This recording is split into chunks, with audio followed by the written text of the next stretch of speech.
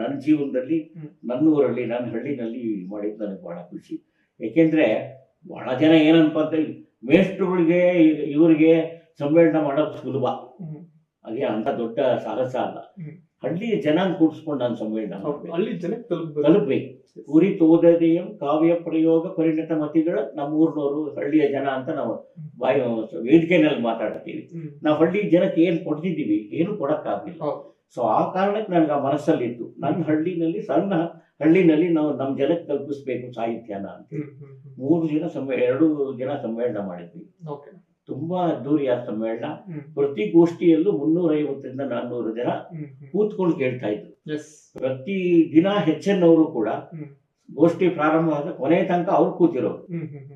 ಅಷ್ಟರ ಮಟ್ಟಿಗೆ ಅವ್ರಿಗೆ ಆಸಕ್ತಿ. ಅವ್ರು ಹೇಳಿದ್ರು, ಒಂದು ಸಮ್ಮೇಳನ ಎಲ್ಲ ಆದ್ಮೇಲೆ, ನಾನು ಎಷ್ಟೋ ಕಾರ್ಯಕ್ರಮ ಮಾಡಿದ್ದೀನಪ್ಪ, ಇಂಥ ಒಳ್ಳೆ ಕಾರ್ಯಕ್ರಮ ನಾನು ನೋಡಿರ್ಲಿಲ್ಲ, ನೀನ್ ಮಾಡಿದ್ರೆ ನನಗೆ ಬಹಳ ಖುಷಿ ಆಯ್ತಪ್ಪ ಅಂತ ಹೇಳಿದ್ರು.